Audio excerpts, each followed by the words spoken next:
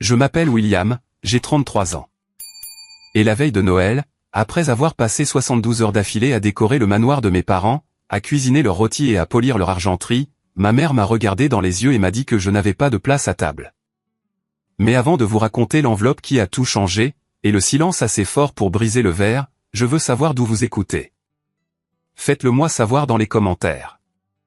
Cela m'aide à me sentir un peu moins seul. Maintenant, laissez-moi vous ramener à cette nuit-là. L'air dans la salle à manger était lourd. Vous connaissez cette odeur?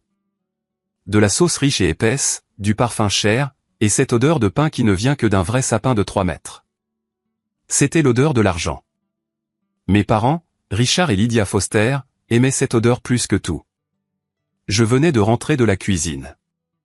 Mes mains étaient rouges et à vif. J'avais frotté des casseroles parce que la femme de ménage avait eu une urgence. Ou du moins c'est ce que maman a dit. J'ai découvert plus tard qu'elle avait simplement donné congé au personnel pour que je doive faire le travail. C'était la dynamique. J'étais le fils, mais j'étais aussi laide. J'ai essuyé mes mains sur mon jean. Un jean un peu usé aux genoux parce que je passais mes journées à travailler dans l'aménagement paysager. Et j'ai regardé la table. Elle était magnifique. Je ne me vante pas. Je suis architecte de formation, plus précisément architecte paysagiste. Bien que ma famille n'ait jamais assez prêté attention pour connaître la différence entre ça et un jardinier. Je comprends le flux, la lumière et l'espace. J'avais mis la table avec leur porcelaine fine vintage. Les assiettes bordées d'or qu'ils n'utilisaient que quand ils voulaient impressionner quelqu'un. Il y avait 25 personnes assises. Mes tantes, oncles, cousins, des gens avec qui j'avais grandi, des gens qui m'avaient vu être traité comme un citoyen de seconde zone pendant 3 décennies, et qui n'avaient jamais dit un mot. Et là, juste au centre, se trouvait mon frère Victor, le petit prince. Victor avait 30 ans. Il portait un costume qui coûtait probablement plus cher que mon camion. Il était appuyé en arrière sur sa chaise, faisant tourner le porte-clés de sa toute nouvelle Porsche 911 autour de son doigt. C'était un cadeau de papa pour avoir apporté de nouvelles affaires à l'entreprise familiale. Peu importe que l'entreprise soit en difficulté et que Victor passe plus de temps au country club qu'au bureau. À côté de lui se trouvait Bella, sa fiancée. Elle était belle, mais elle avait aussi l'air mal à l'aise. Elle n'arrêtait pas de regarder l'espace vide où je m'asseyais habituellement. C'était ça le problème. Il n'y avait pas d'espace vide. J'ai fait le tour de la table. J'ai vérifié près de la tête, près de papa. Rien. J'ai vérifié près du pied, près de la porte de la cuisine où il me mettait habituellement. Rien. Mon cœur a commencé à battre contre mes côtes. Ce n'était pas de la panique. C'était une réalisation froide et lourde. Maman, ai-je demandé. Ma voix était calme, mais elle a traversé le murmure des conversations. Lydia Foster n'a même pas levé les yeux de sa salade. Elle picorait une noix avec sa fourchette, l'air ennuyé. Qu'est-ce que c'est, William? Nous essayons de manger. Où suis-je assis? La pièce est devenue silencieuse. Les fourchettes ont cessé de cliqueter contre les assiettes. Tante Margaret, la sœur de ma mère, a baissé les yeux vers ses genoux. Ma cousine Meredith a pris une longue gorgée de vin. Ils savaient tous. Ils le voyaient tous venir. Maman a finalement levé les yeux. Ses yeux étaient d'un bleu glacial, magnifique et complètement dénué de chaleur. Elle a tapoté le coin de sa bouche avec une serviette en lin. « Il n'y a pas de chaise pour toi, William » a-t-elle dit. Son ton était désinvolte, comme si elle me disait qu'il n'avait plus de lait. « J'ai mis 26 places ce matin » ai-je dit. J'ai mis ma carte de nom juste là. J'ai pointé un endroit à côté de tante Patricia. « Et je l'ai enlevé » a dit maman. Elle a fait un vague geste vers les portes battantes de la cuisine. « C'est un dîner formel, William. Nous avons des invités importants. Monsieur Thomas est ici. Nous ne pouvons pas te laisser assis ici en tenue de travail. » J'ai baissé les yeux sur ma chemise propre. Je peux aller me changer. J'ai un costume à l'étage. Ce n'est pas une question de vêtements, a ajouté papa. Il ne m'a pas regardé non plus. Il coupait dans sa côte de bœuf comme si c'était la seule chose qui comptait au monde. Richard Foster détestait la confrontation presque autant qu'il semblait me détester. Écoute juste ta mère. Maman a soupiré. Un son dramatique qui signalait qu'elle perdait patience. Écoute, William, ce dîner est pour les gens qui contribuent à cette famille. Les gens qui ont fait quelque chose d'eux-mêmes. Victor est directeur. Bradley est vice-président. Toi eh bien, tu joues dans la terre. Elle a pris une gorgée de son champagne et a prononcé la phrase qui me entrait pendant environ 5 minutes avant que je ne l'utilise pour la détruire. Il n'y a pas de place pour les gens inutiles à cette table, a-t-elle dit. Prends une assiette et mange dans la cuisine ou le garage. Ne fais pas de scène. Victor a ricané. Oui, Will. Ne t'inquiète pas. Le steak est tout aussi bon sur une assiette en carton. Il a fait un clin d'œil à Bella, s'attendant à ce qu'elle rie. Elle n'a pas ri. Elle avait l'air malade. Je suis resté là un instant. L'ancien William, le William d'il y a 10 ans, ou même 10 mois, aurait reculé. J'aurais senti la chaleur monter à mes joues, la honte me brûlait la gorge. Je me serais excusé d'exister.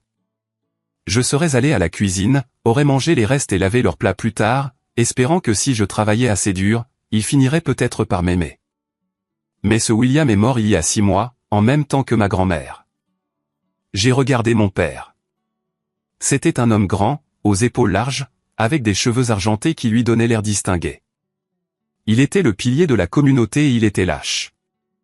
Il laissait sa femme humilier son premier-né devant 25 témoins, et il ne pouvait même pas lever les yeux de sa viande. Un étrange calme m'a envahi. C'était comme le silence dans l'œil d'un ouragan. J'ai souri. Ce n'était pas un joli sourire. C'était le genre de sourire qui fait dresser les poils sur la nuque. J'ai vu tante Margaret bouger sur sa chaise. Elle l'a vu. Elle savait que quelque chose n'allait pas. Tu as raison, maman, ai-je dit doucement. Maman a cligné des yeux, surprise que je ne discute pas. Bien. Contente que tu comprennes. Je comprends. Je comprends enfin tout. J'ai tendu la main vers la poche intérieure de ma veste en jean. J'ai senti le papier épais et froid de l'enveloppe Kraft. Elle était lourde. Pas physiquement, mais lourde de 33 ans de mensonges. Lourde du poids d'une vie que j'aurais dû avoir. Je me suis approché de papa. Mes pas résonnaient sur le parquet en bois. Tout le monde me regardait maintenant. Même Monsieur Thomas, le client VIP que papa essayait d'impressionner, me regardait avec curiosité. Je me suis arrêté juste à côté de mon père. Je pouvais sentir son eau de Cologne, du bois de santal et du scotch cher. Joyeux Noël, papa, ai-je dit. J'ai posé l'enveloppe doucement sur son assiette, couvrant la viande sur laquelle il était si concentré. Papa a cessé de mâcher. Il a regardé l'enveloppe, puis moi. Ses yeux étaient irrités, mais il y avait aussi un éclair de confusion. « Qu'est-ce que c'est » a-t-il grogné. « Je t'ai dit que nous ferions les cadeaux plus tard. »« Ce n'est pas un cadeau, ai-je dit, ma voix portant clairement jusqu'au fond de la pièce. C'est une explication. Je comprends enfin pourquoi vous ne m'avez jamais considéré comme votre fils. » Le silence dans la pièce s'est approfondi. Il est devenu lourd, suffocant. On entendait l'horloge grand-mère tic-tac dans le couloir. Le verre de maman s'est arrêté à mi-chemin de sa bouche. William, retire ça immédiatement. Tu gâches le dîner.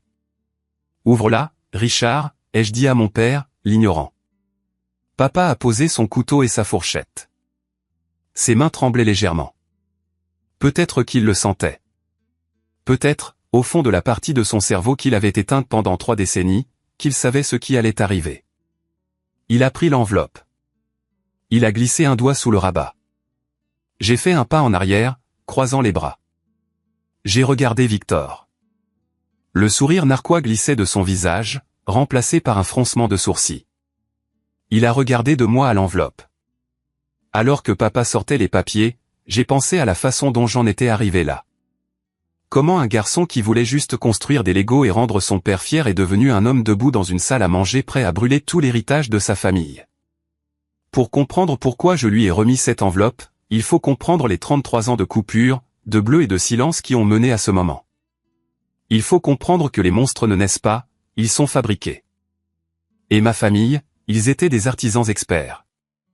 Grandir dans la maison Foster, c'était comme vivre dans un musée où j'étais la seule exposition marquée « Ne pas toucher ». Ou peut-être « Ne pas aimer » serait plus précis. Je me souviens quand j'avais 7 ans. C'est l'année où la différence entre moi et Victor est devenue un canyon que je ne pouvais pas traverser. C'était l'été. Papa nous avait acheté des vélos à tous les deux. Le mien était un vélo bleu pratique et robuste. Celui de Victor était rouge, flashy avec des serpentins et une sonnette qui ressemblait à une sirène de police. Ça ne me dérangeait pas. J'aimais mon vélo.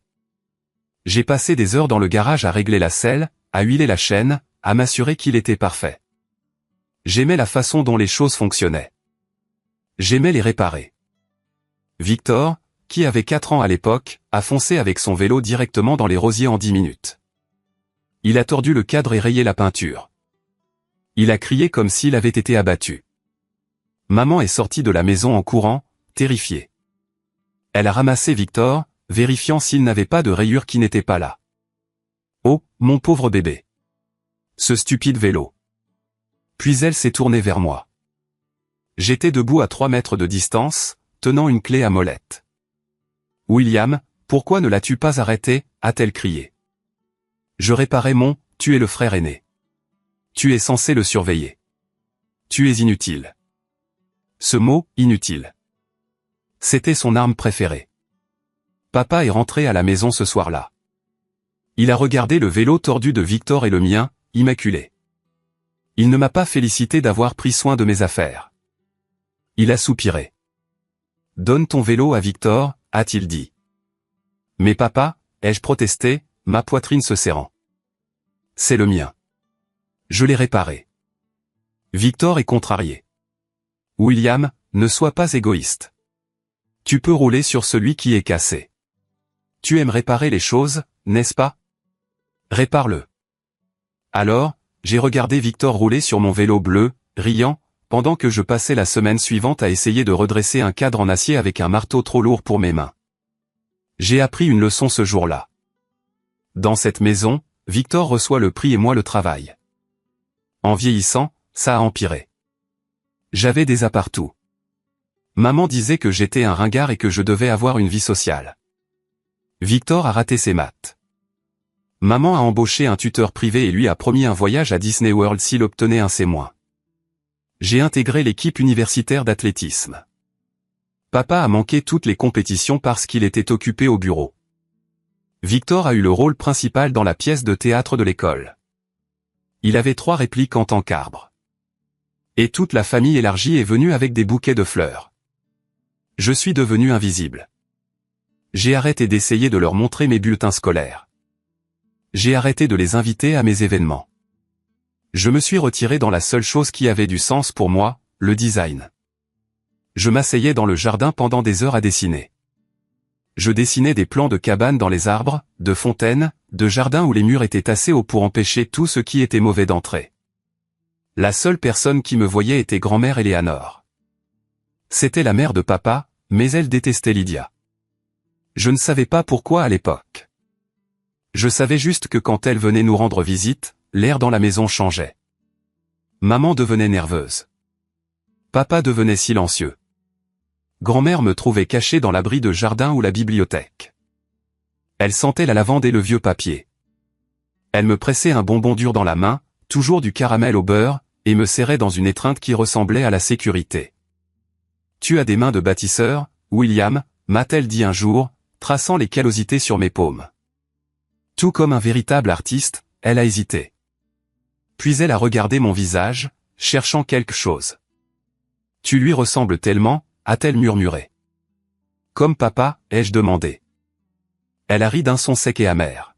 « Non mon enfant, comme quelqu'un qui a une âme. » Je ne comprenais pas ce qu'elle voulait dire.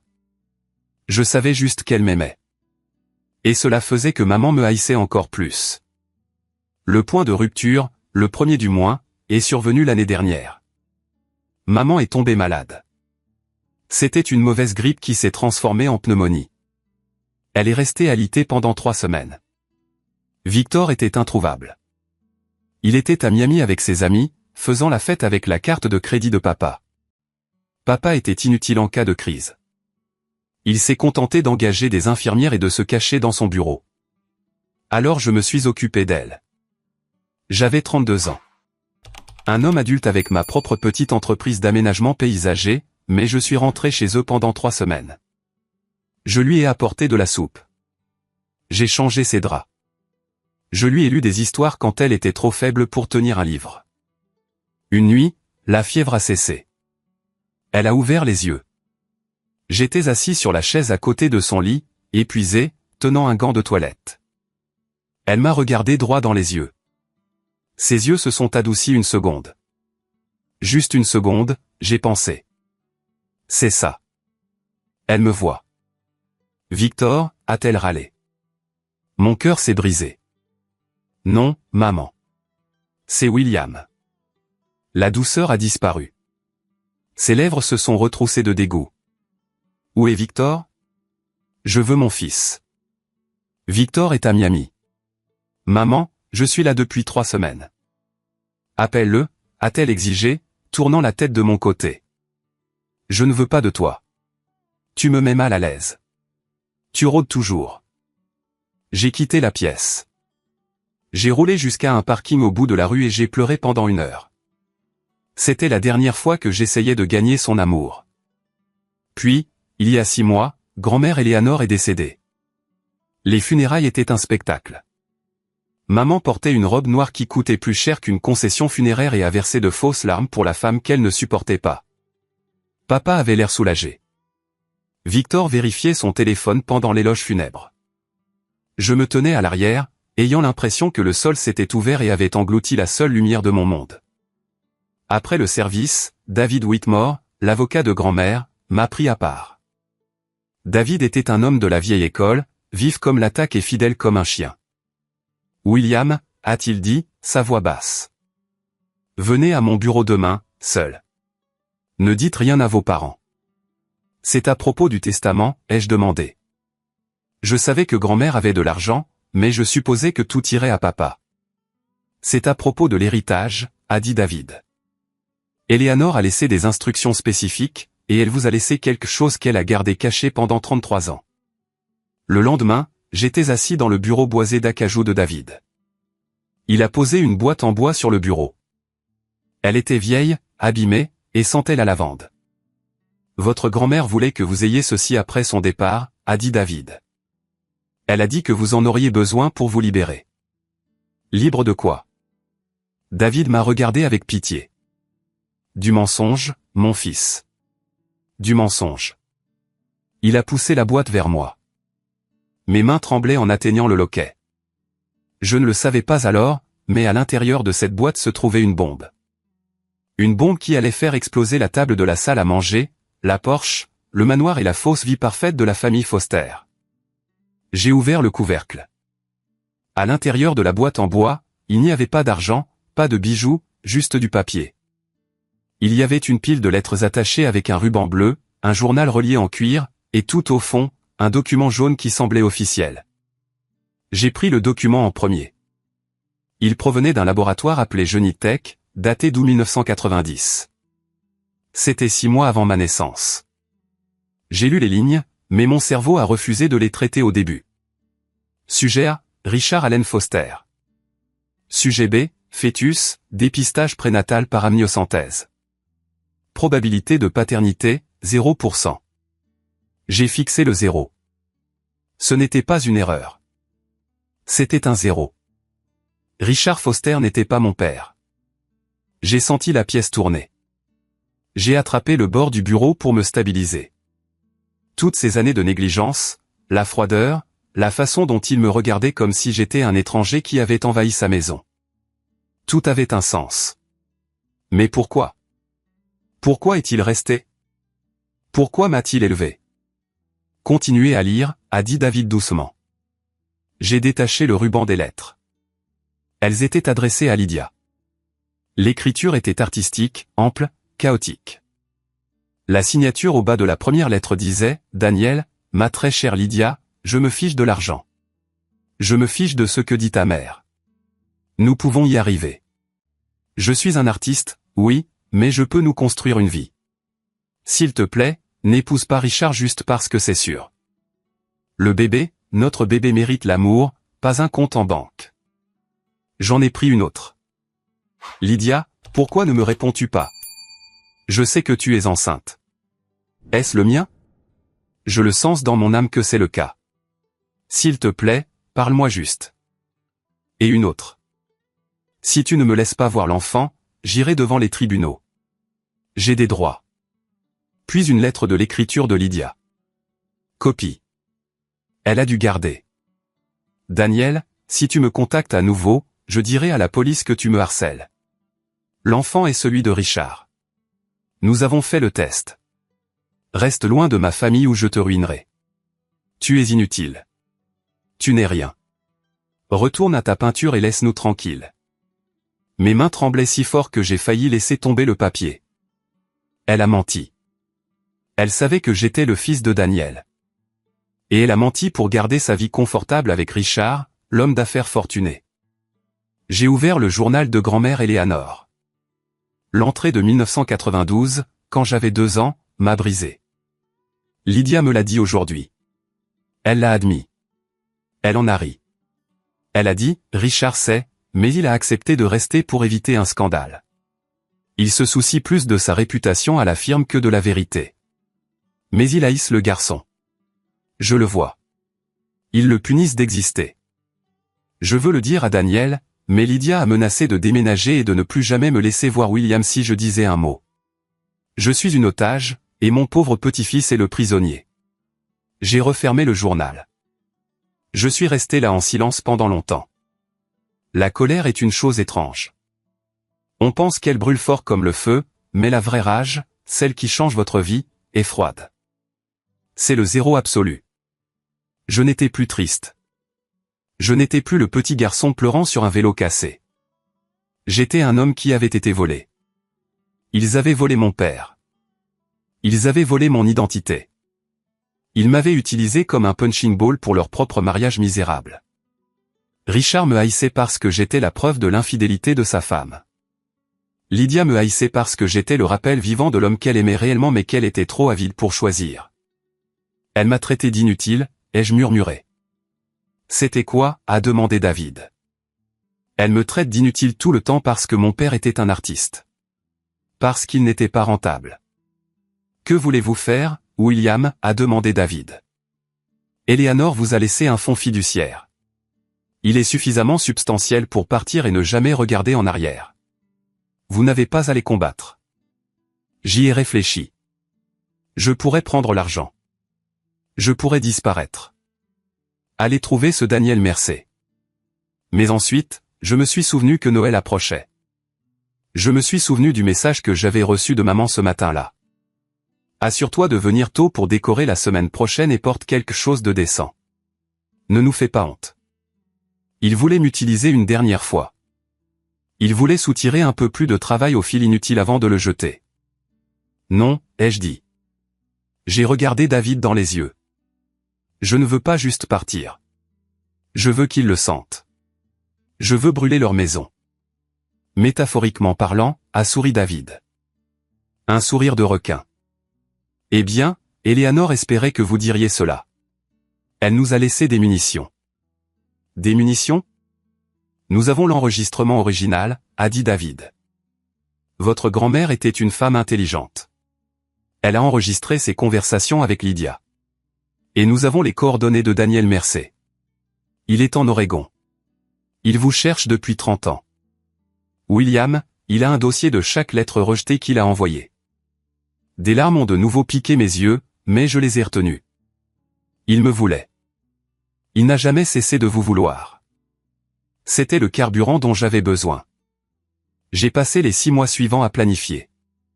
J'ai engagé une détective privée, Janet, pour tout vérifier. Nous avons obtenu de nouveaux échantillons d'ADN. J'ai subtilisé un cheveu du rasoir de papa lors d'une visite. Les résultats l'ont confirmé. 0% de correspondance. J'ai découvert Daniel. C'était un architecte à succès, pas un milliardaire, mais respecté. Il concevait des bibliothèques, des centres communautaires, des lieux pour les gens. Il n'était pas le raté que maman prétendait qu'il était, mais la vraie surprise, j'ai découvert l'entreprise familiale. La société de Richard perdait de l'argent. Victor, le directeur, avait fait 3 mauvais investissements de suite. Ils étaient désespérés. Ils essayaient de décrocher un contrat avec une mystérieuse firme de conception paysagère primée appelée LW Design pour revitaliser leur plus grand projet immobilier. Ils ne savaient pas que LW signifiait Liam William. Moi. J'avais construit mon entreprise en secret sous un pseudonyme. J'étais l'étoile montante qu'ils étaient désespérés d'embaucher alors qu'ils me traitaient comme l'aide domestique à la maison. L'ironie était délicieuse.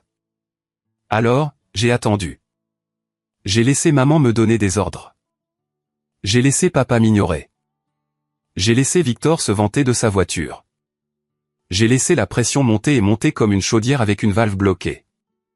J'ai décidé que la veille de Noël serait la date, la plus grande fête de l'année. Tous les parents, toutes les personnes qui comptaient pour eux. J'allais leur offrir un spectacle qu'ils n'oublieraient jamais. La semaine précédant Noël, je suis passé en mode performance complète. Je me présentais à la maison à 6 heures tous les jours. Je transportais des cartons. J'accrochais des lumières. Je montais sur des échelles. Déplace ça à gauche, William. Maman commandait depuis son canapé, sirotant son thé. Non, ça a l'air ringard. Refais-le. Bien sûr, maman, disais-je, ma voix calme, tout ce que tu veux. Je construisais le décor de leur exécution. Pendant que j'accrochais des guirlandes, mon téléphone a vibré dans ma poche. C'était un email de la secrétaire de Victor. Objet, demande de réunion urgente avec LW Design. Cher Monsieur W, nous sommes de grands fans de votre travail sur le projet Unity Garden. Notre directeur, Victor Foster, aimerait discuter d'un partenariat. J'ai failli éclater de rire au sommet de l'échelle. Victor me suppliait de le rencontrer alors qu'il se tenait actuellement sous moi en criant « Eh, fais attention à la peinture. N'aurais pas le mur avec cette échelle. Espèce d'idiot maladroit. » Pardon, Victor, ai-je appelé. J'essaie juste de faire en sorte que ce soit parfait pour toi. Oui, eh bien, et c'est plus fort. Les parents de Bella arrivent. Je ne veux pas que cet endroit ressemble à une décharge. Je l'ai regardé. Il avait l'air mou. Une confiance non méritée est une chose fragile. Il n'avait aucune idée que l'idiot maladroit tenait le destin de sa carrière dans sa poche. 2 jours avant la fête, j'ai joué ma carte maîtresse. Tante Margaret. Margaret était le maillon faible. C'était la jeune sœur de maman, et elle avait toujours été terrifiée par Lydia, mais elle avait une conscience. Je le voyais à la façon dont elle ne pouvait pas me regarder dans les yeux lors des réunions de famille. Je l'ai acculée dans la cuisine pendant qu'elle déposait des tartes. Tante Margaret, ai-je dit, en fermant la porte. Oh, William, tu m'as surprise. Elle avait l'air nerveuse. Je suis au courant pour Daniel, ai-je dit. Elle a laissé tomber son sac à main. Son visage est devenu gris. Je ne sais pas de quoi tu parles. J'ai sorti une photocopie de la page de journal intime. Grand-mère a tout écrit, Margaret. Elle a écrit que tu savais. Elle a écrit que tu voulais me le dire, mais maman t'a menacé. Margaret a commencé à pleurer. Des sanglots silencieux, tremblants. Elle a dit qu'elle parlerait à mon mari de mon passé. De l'avortement que j'ai eu à l'université. C'est un monstre. William, tu ne sais pas de quoi elle est capable. Je sais, ai-je dit doucement. Elle a volé mon père. Elle a volé ma vie. J'ai pris ses mains. Elles étaient glaciales. Je vais y mettre fin demain soir. Je lui ai dit. Je vais dire la vérité. J'ai le test ADN. J'ai les lettres, mais j'ai besoin que tu sois courageuse. Le moment venu, j'ai besoin que tu arrêtes de la protéger. Peux-tu faire ça? Margaret m'a regardé. Elle a regardé la copie de l'écriture de sa mère. Elle a pris une profonde inspiration. Elle nous a suffisamment tyrannisés, a murmuré Margaret. Je le ferai pour Eleanor et pour toi. J'avais mon témoin. La veille de Noël arriva. J'ai passé la matinée à cuisiner.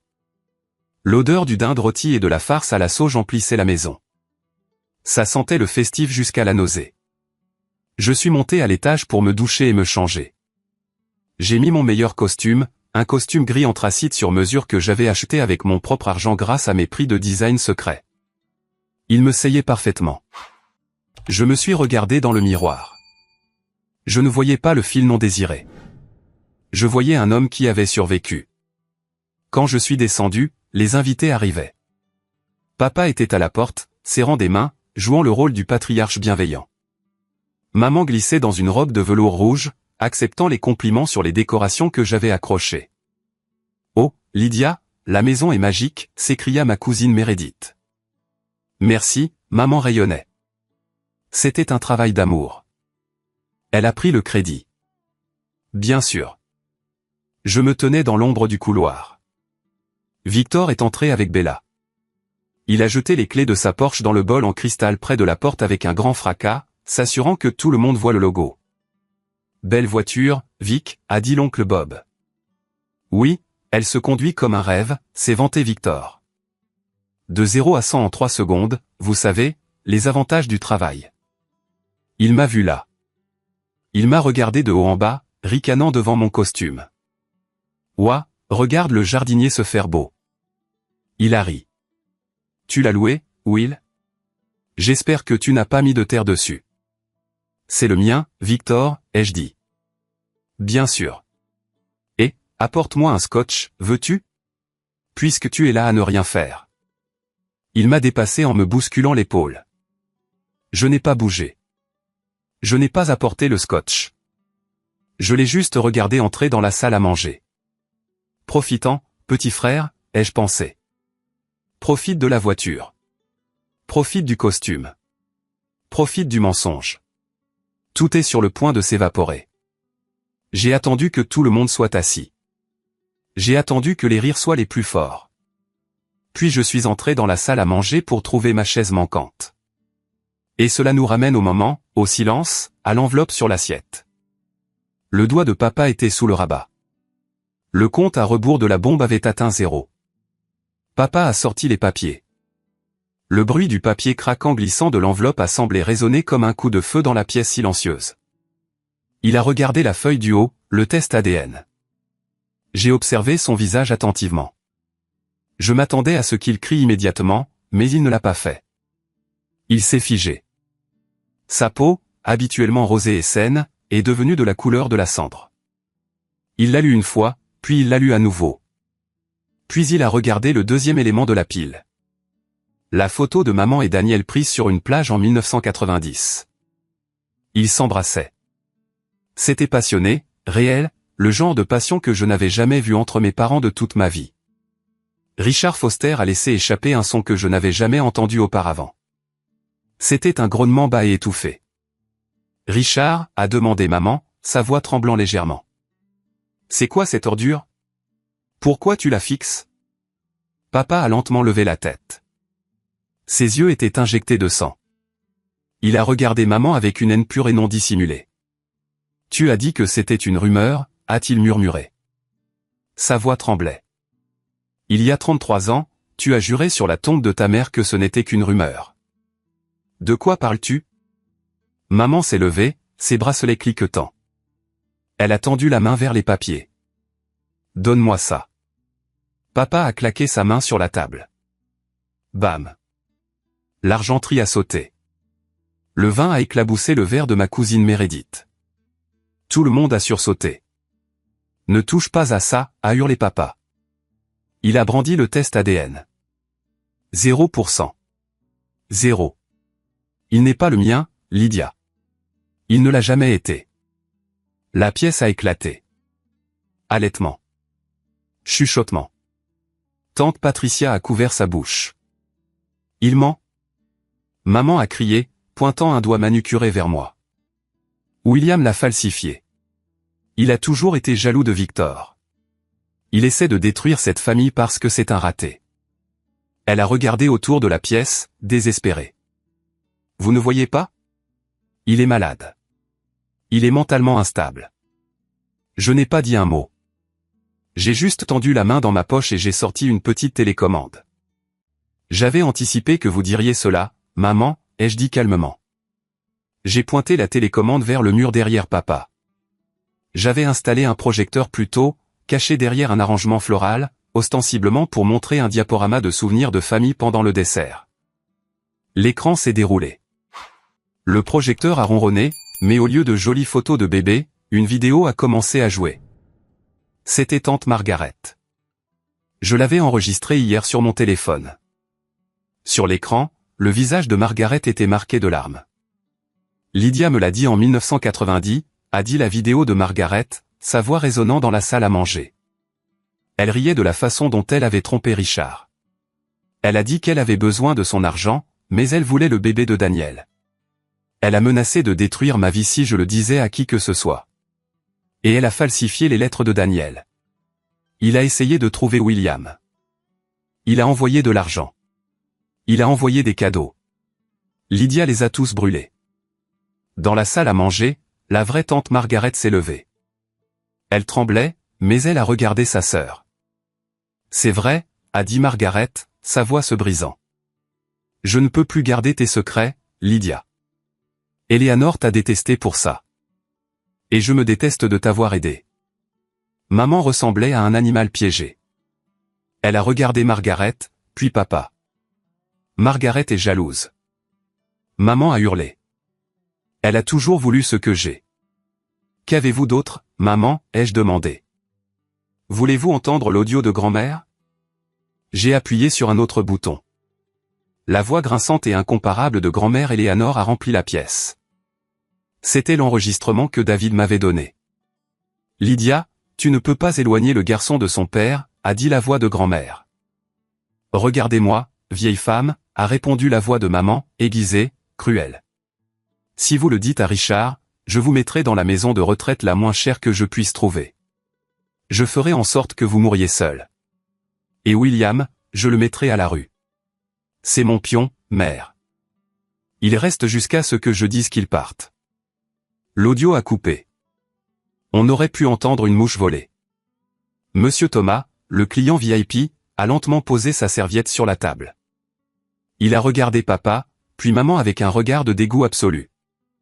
Je crois que j'ai perdu l'appétit, a dit Monsieur Thomas. Papa tremblait. Il m'a regardé pour la première fois de ma vie. Il m'a vraiment regardé, mais ce n'était pas avec amour. C'était avec une horrible réalisation de sa propre stupidité. Tu savais, a chuchoté papa à maman. Tu m'as fait élever le bâtard d'un autre homme. Tu m'as fait le regarder tous les jours. Il était utile. Maman a crié, abandonnant complètement sa feinte. Son visage s'est tordu en quelque chose d'horrible. Nous avions besoin de quelqu'un pour faire le travail. Richard, qui a, selon toi, réparé le toit? Qui s'est occupé du jardin? Qui s'est occupé de moi quand j'étais malade? Pas ton précieux Victor. William était pratique. Pratique, ai-je répété. Je me suis rapproché de la table. Je me suis tenu juste entre papa et maman. Je ne suis pas inutile, ai-je dit, ma voix stable et forte. Je suis un architecte paysagiste avec des prix dont vous n'avez jamais entendu parler. Je suis le propriétaire de LW Design. La tête de Victor s'est redressée d'un coup. Quoi? C'est ça, Vic, ai-je dit, regardant mon frère, l'entreprise que tu suppliais de rencontrer, celle dont tu as besoin pour sauver ton emploi. C'est moi. Je suis Liam W, la bouche de Victor est restée ouverte. Non, pas possible. Tu creuses des trous. Je conçois des héritages, ai-je corrigé. Et je viens de démanteler le tien. Je me suis tourné vers papa. Je pars, Richard. Je sors mon inutile personne de votre maison. Vous n'avez plus à vous soucier de me regarder. Mais souvenez-vous de ceci. J'étais le seul qui a vraiment essayé d'être un fils pour vous. Et vous l'avez jeté pour un mensonge. J'ai regardé maman. Elle respirait difficilement, sa poitrine haletant. Elle avait l'air vieille soudainement. Le maquillage ne pouvait plus cacher la laideur. Vous n'avez pas de place pour les gens inutiles, lui ai-je demandé. Eh bien, maman, en regardant autour de cette table. Je pense que je suis le seul ici qui a réellement une utilité. Je me suis tourné pour partir. Attends, a crié papa. Je me suis arrêté, mais je ne me suis pas retourné. Sors, a sifflé papa. Il ne me parlait pas. Il regardait maman. Sors de ma maison, Lydia. Je veux divorcer. Je veux que tu partes ce soir. Tu ne peux pas me virer. Maman a crié. Je possède la moitié de ça. Je la brûlerai avant que tu n'en aies le moindre soupçon. Papa a rugi. Il a attrapé la nappe, la coûteuse nappe de dentelle que j'avais repassée ce matin-là, et l'a tirée. Le cristal a volé en éclats. Les assiettes se sont écrasées au sol. Le rôti de bœuf a glissé sur le tapis. La sauce a éclaboussé la robe de velours de maman. C'était le chaos. C'était la destruction. C'était magnifique. Je me suis dirigé vers la porte. Victor a bondi. Tu as tout ruiné. Espèce de monstre. Il s'est jeté sur moi, mais avant qu'il ne puisse m'atteindre, Bella s'est levée. Elle a posé une main sur sa poitrine et l'a repoussée. Durement. Ne fais pas ça, a-t-elle dit. Bella. Victor avait l'air confus. Il vient de nous humilier. Il a dit la vérité, a dit Bella. Sa voix était froide. Elle a baissé les yeux sur sa main, sur l'énorme bague de fiançailles en diamant que Victor lui avait donnée. Payée avec la carte de crédit de l'entreprise, sans doute. Elle a retiré la bague de son doigt. Le bruit de la bague heurtant le parquet en bois était infime, mais il ressemblait au dernier clou dans le cercueil. Bella. La voix de Victor se brisa. Il ressemblait à un enfant. Chérie, qu'est-ce que tu fais? Je ne peux pas faire ça, Victor, a dit Bella. Elle a attrapé son sac à main. J'ai vu comment vous le traitiez pendant des années. J'ai vu comment votre famille le traitait. Je me suis dit que ce n'était que des dynamiques familiales, mais ça, c'est sociopathe. Elle m'a regardé. Ses yeux étaient humides. Je suis désolé, William. J'aurais dû dire quelque chose plus tôt. Ce n'est rien, Bella, ai-je dit, tu le dis maintenant. Je m'en vais, a-t-elle dit à Victor. Ne m'appelle pas et ne viens pas chez mes parents. Elle est sortie par la porte d'entrée, ses talons claquant sur le marbre. Victor est resté là, fixant la bague. Le petit prince avait perdu son or. Il m'a regardé, son visage se tordant en un grognement. Sors, a-t-il hurlé. Sors de ma maison. Ce n'est pas ta maison, Victor, ai-je dit calmement.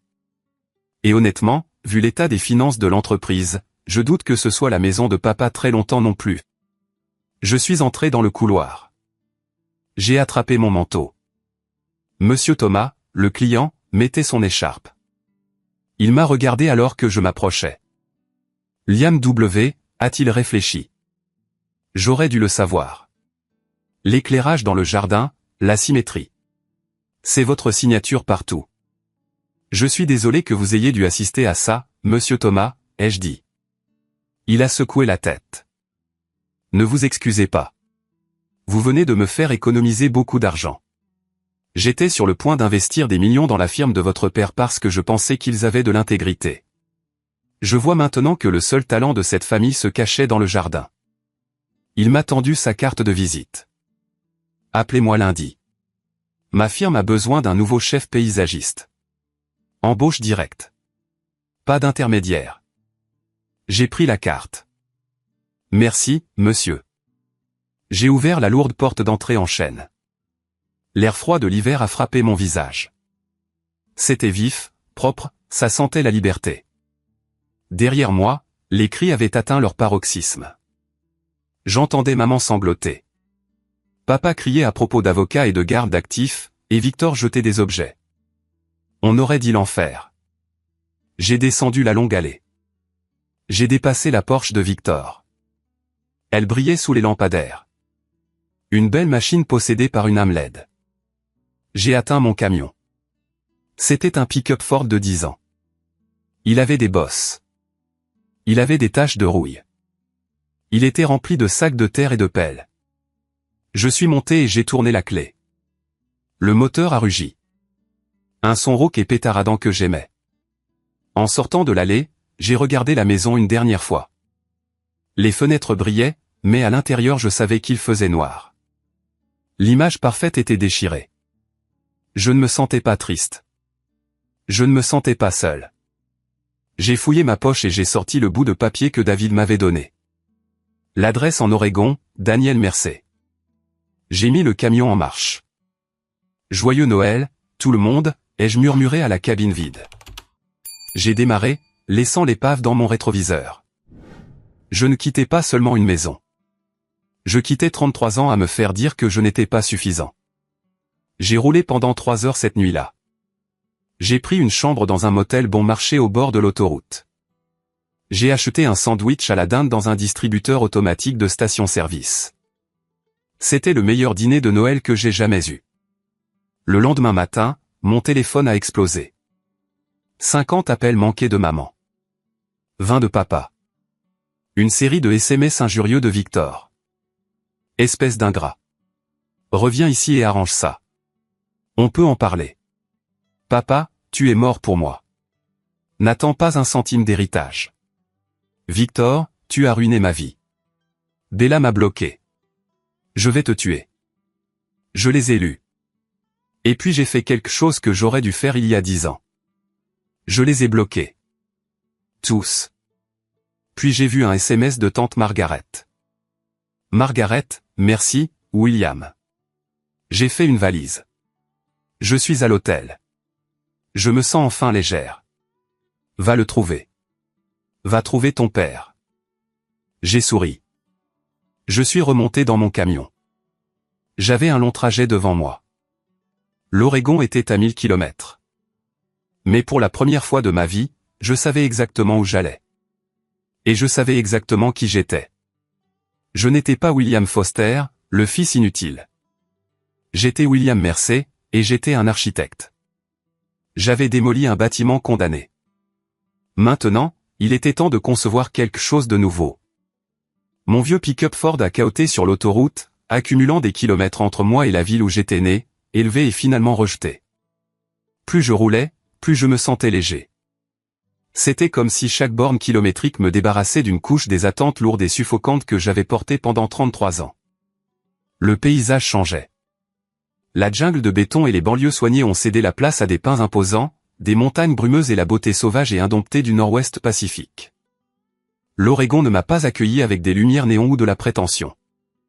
Il m'a accueilli avec l'odeur de la terre humide, des aiguilles de pin trempées par la pluie et des embruns salés de l'océan.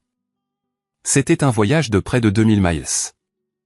Mais cela a semblé le voyage le plus court de ma vie. Pour la première fois, je ne fuyais pas quelque chose. Je courais vers la vérité. J'ai trouvé l'adresse que David, l'avocat, m'avait donnée. C'était dans une petite ville côtière, le genre d'endroit où les gens connaissaient leurs voisins et personne ne se souciait du genre de voiture que vous conduisiez. J'ai tourné sur une allée de gravier qui serpentait sur une colline escarpée. Au sommet se trouvait une maison. Ce n'était pas un manoir. Ce n'était pas un monument à Lego comme le domaine Foster. C'était une modeste cabane en cèdre patiné qui semblait pousser directement du flanc de la falaise, surplombant les eaux grises et agitées du Pacifique. Il n'y avait pas de portail en fer, pas de caméra de sécurité, juste des hortensias sauvages poussant en explosions chaotiques et magnifiques de bleu et de violet le long du porche. J'ai coupé le moteur. Mes mains tremblaient sur le volant. J'avais tenu tête à 25 parents critiques la veille de Noël sans ciller. Mais assis ici, fixant cette porte en bois, j'étais terrifié. Et s'ils ne voulaient pas de moi? Et si les lettres n'étaient que les divagations romantiques d'un jeune homme oublié depuis longtemps? Et si je n'étais qu'un étranger interrompant sa vie? J'ai pris une profonde inspiration, suis sorti du camion et ai monté les marches sur le côté de la maison, sur une terrasse enveloppante face à l'océan. Un homme se tenait devant un chevalet. Il me tournait le dos.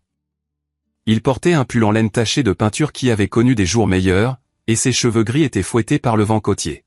« Excusez-moi » ai-je appelé, ma voix sonnant plus rauque que je ne l'avais voulu.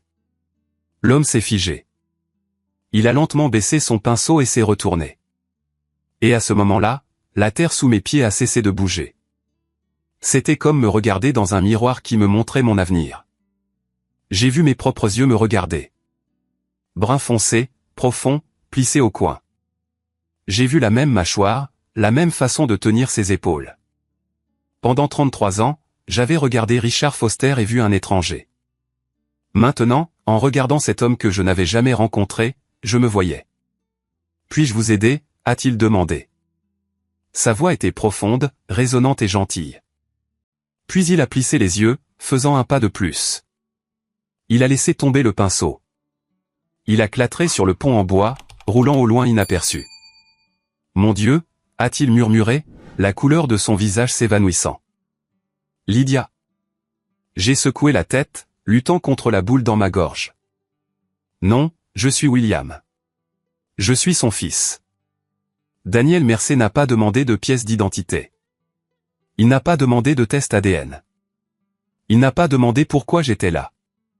Il a simplement laissé échapper un son, mi-rire, mi-sanglot, et a traversé la distance entre nous en 3 longues enjambées. Il m'a serré dans ses bras, me coupant le souffle. Ce n'était pas la raide tape dans le dos que Richard me donnait pour les séances photos. C'était désespéré. C'était féroce. Il me tenait comme s'il essayait physiquement de m'empêcher de disparaître. J'ai senti sa poitrine halter contre la mienne, puis j'ai senti l'humidité de ses larmes sur mon cou. J'ai attendu, a-t-il étouffé, sa voix se brisant, j'ai attendu 33 ans.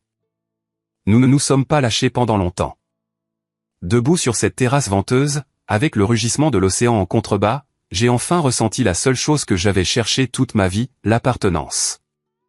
Nous avons passé le reste de la nuit assis près de sa cheminée en pierre, buvant du thé dans des tasses ébréchées, pas de scotch cher, pas de verre en cristal, juste de la chaleur.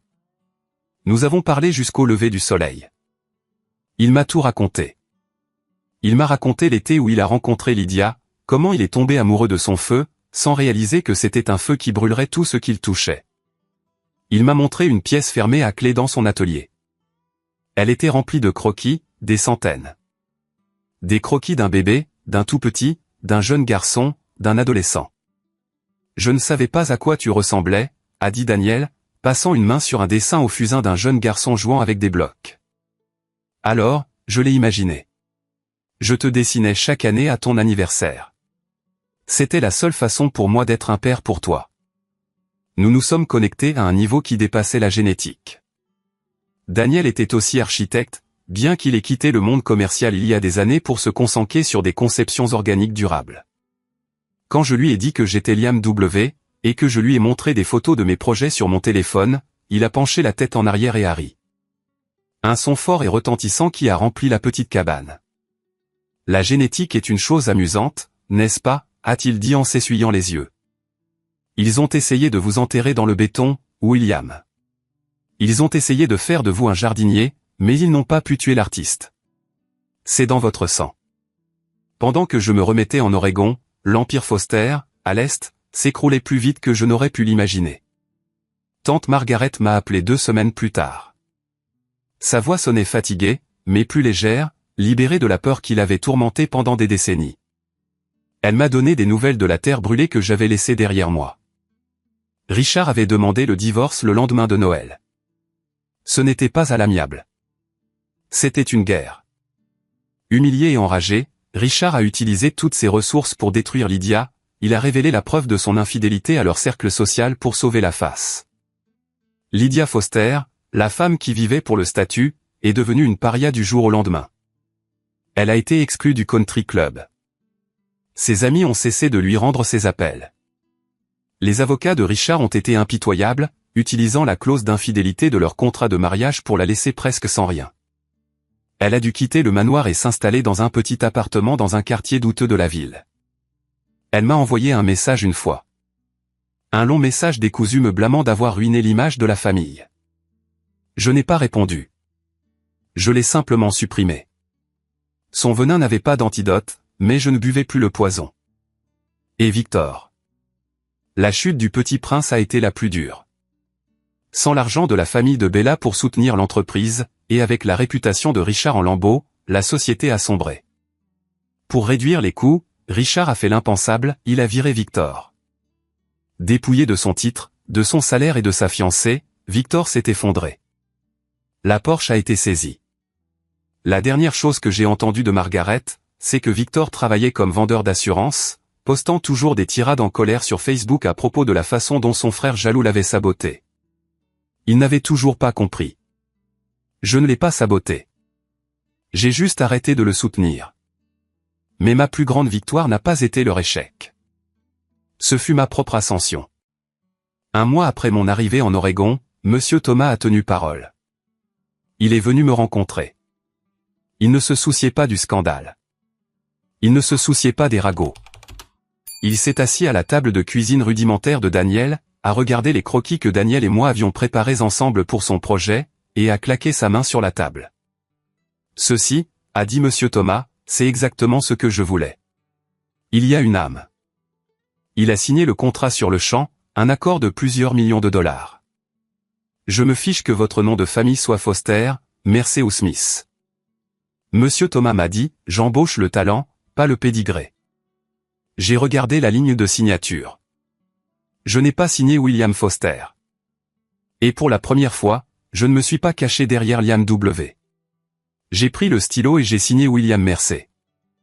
Avec ce contrat et le fonds fiduciaire que grand-mère Eleanor m'avait laissé, j'ai ouvert une nouvelle entreprise basée en Oregon, Mercer & Son Architecte. Daniel et moi travaillons ensemble tous les jours. Il s'occupe de la vision artistique, du côté rêveur et sauvage des designs. Je m'occupe de la structure, de l'intégration paysagère, de la réalité. Nous formons une équipe parfaite. Un après-midi, nous réparions le toit de la cabane ensemble. Le soleil se couchait, projetant une lueur dorée sur l'océan. Daniel a arrêté de marteler et s'est essuyé le front. Il m'a regardé, une expression pensive sur son visage. Tu sais, a-t-il dit, ta mère avait raison sur une chose. J'ai fait une pause, un clou entre les dents. Sur quoi avait-elle raison? Elle a dit, il n'y a pas de place pour les gens inutiles. Daniel a souri, mais ses yeux étaient sérieux. Elle avait raison. Il n'y a pas de place pour les mensonges, pour la cruauté et pour les gens qui utilisent les autres à la table d'une bonne vie. Mais il y a toujours une place pour les bâtisseurs, pour les rêveurs. Tu as construit ta propre chaise, mon fils, et elle est plus solide que tout ce qu'il y a eu dans ce manoir. J'ai regardé l'horizon. La honte que j'avais portée d'être inutile s'est enfin évaporée, emportée par le vent du Pacifique. Cela fait exactement 1 an depuis la veille de Noël. Je suis assis dans mon nouveau bureau. Ce n'est pas une pièce étouffante avec des panneaux d'acajou et des portes fermées. C'est un studio aux murs de verre perché au bord de la forêt, rempli de lumière naturelle. Sur mon bureau, il n'y a pas de portrait formel rigide de personnes qui se détestent. Au lieu de cela, il y a un simple cadre en bois contenant une photo spontanée de l'été dernier. C'est moi, papa, Daniel et tante Margaret. Nous sommes sur un bateau de pêche, ébouriffé par le vent, riant si fort que nos yeux sont fermés. C'est une image de joie pure et non raffinée. À côté de la photo se trouve la boîte en bois de grand-mère Eleanor. Je la garde là comme un rappel. Elle contenait autrefois les secrets qui me blessaient, mais maintenant elle représente la vérité qui m'a sauvé. Grâce à une partie de l'héritage de grand-mère, j'ai créé le fonds Eleanor. C'est une bourse complète pour les étudiants en architecture issus de foyers brisés ou de familles d'accueil. Des enfants à qui l'on a dit qu'ils n'avaient pas leur place, à qui l'on a dit qu'ils n'étaient pas assez. Je veux m'assurer que le prochain enfant inutile reçoive les outils nécessaires pour construire son propre empire. Mon téléphone vibre sur le bureau. Il y a un message de Bella. Nous sommes restés en contact. Étonnamment, elle a déménagé à New York peu après la rupture. Elle a ouvert sa propre boulangerie, quelque chose que Victor lui avait toujours dit être un joli passe-temps, mais pas une vraie carrière. Joyeux Noël, William. Le message dit, je voulais juste te dire merci. Si tu n'avais pas laissé tomber cette enveloppe, je serais peut-être encore assise à cette table, suffocante. Je suis fiancé. C'est un professeur d'histoire au lycée. Il conduit une Honda. Et c'est l'homme le plus gentil que j'ai jamais rencontré. J'espère que tu construis quelque chose de beau là-bas. Je souris et lui réponds rapidement par un « félicitations ». Bella est la preuve que parfois la destruction est une forme de création. Il faut démolir la structure pourrie pour construire une maison solide. Je me lève et sors sur le balcon. L'air hivernal de l'Oregon est vif et froid, sentant la neige et le pin. C'est calme ici, paisible. Je repense au William d'il y a 1 an. Cet homme était un fantôme hantant sa propre vie. Il s'excusait de prendre de la place. Il travaillait d'arrache-pied, espérant une miette d'affection de la part de gens incapables de la donner. J'aimerais pouvoir retourner en arrière et le serrer dans mes bras. J'aimerais pouvoir lui dire que tu n'es pas le problème. Ta différence est ton super pouvoir. Ils te traitent d'inutile parce qu'ils ne savent pas comment utiliser les outils que tu as. Tu parles une langue de création et eux ne connaissent que la langue de la possession. La famille Foster m'a enseigné une leçon brutale mais nécessaire. La famille n'est pas définie par le sang qui coule dans tes veines. Elle est définie par qui te tient la main quand la tempête arrive. Elle est définie par qui te voit vraiment, et ne te demande pas d'être quelqu'un d'autre. Ils m'ont traité d'inutile parce que je ne rentrais pas dans leur moule de requin de la finance. Mais cette nature inutile, mon besoin de créer, de nourrir, de construire de mes mains, c'est exactement ce qui m'a mené à mon vrai père, à ma carrière et à ma paix. Je lève les yeux vers le ciel nocturne. Les étoiles sont brillantes ici, loin des lumières de la ville. Joyeux Noël, grand-mère, je murmure dans le vent. Je l'ai fait. J'ai ouvert la boîte. J'ai brûlé la table et j'en ai construit une nouvelle. Je retourne à mon studio où la table à dessin m'attend. Il y a un nouveau projet là, un centre communautaire pour les jeunes à risque. C'est complexe, stimulant et important. Je prends mon crayon. Je suis William Mercer. Je suis un architecte et ma vie est enfin mon propre design. Mon histoire se termine ici, mais je sais que pour beaucoup d'entre vous qui regardez, la lutte est encore très réelle. La plus grande leçon que j'ai apprise après 33 ans passés à être le mouton noir est la suivante, votre valeur n'est pas déterminée par l'incapacité de votre famille à la voir. Nous grandissons en croyant que nos parents sont les juges ultimes de notre valeur. S'ils disent que nous sommes mauvais ou inutiles ou décevants, nous le croyons comme une vérité absolue. Mais les parents ne sont que des gens. Ils peuvent être imparfaits, brisés, narcissiques et avoir tort. Ne laissez pas leurs limites toxiques devenir votre réalité interne. Parfois, la chose la plus courageuse que vous puissiez faire est de partir. Partir de sa famille ne fait pas de vous un traître. Parfois, cela fait de vous un survivant. Vous avez le droit de virer les gens qui vous maltraitent, même si vous partagez un nom de famille. Vous avez le droit d'aller dans le monde et de trouver les gens qui parlent votre langue. À tous ceux qui m'écoutent et qui se sont déjà sentis invisibles à leur propre table de dîner, qui ont déjà eu l'impression de devoir cacher leur véritable identité pour maintenir la paix. Je vous vois. Si cette histoire a résonné en vous, si vous avez déjà dû vous reconstruire à partir des débris des attentes de quelqu'un d'autre, je veux avoir de vos nouvelles. Veuillez laisser un commentaire avec le mot « bien » ci-dessous si vous croyez que nous avons le pouvoir de définir notre propre valeur ou partager votre histoire. Faisons de la section des commentaires un endroit où les enfants invisibles peuvent enfin être vus. Votre histoire compte. Votre voix compte. Et croyez-moi, une place vous attend à une table quelque part où vous serez célébré, pas toléré. Merci d'avoir écouté. Continuez à construire. En Chatur no estoy así, pero allá si me encuentran recibo tokens. Mentira, Sasa, no oigas eso que tú eres menor de edad. La costumbre de hablar barbaridades y sandeces. Oye, ¿sabes lo que me pasa en Twitch? Que la gente como que se queda expectando nomás. Es ¿Sabes? que Y yo a mí me reviso parece que sus da pena. cuentas y no sé si les da pena comentar o qué, pero les reviso su cuenta y son creadas de 2018, 2016, o sea que sí están, o sea, pero... Y hay varios que se repiten siempre, pero no hablan. Es como raro. Asa, muchas gracias por ese follow. ¿Cómo estamos? Pinches anuncios. Yo sé. Dime el Dice Asa desayuno. que son puros bots. No, porque yo con esto hablo también a veces. ¡Ay, estos árboles sí son bellos, Dios mío! ¿Serán bots? Qué raro. No. Lo que pasa muchas veces es que son... con un amigo le decíamos que son... o pues lo tenemos como determinado, que es... Pero por ¿cómo se llama? ejemplo...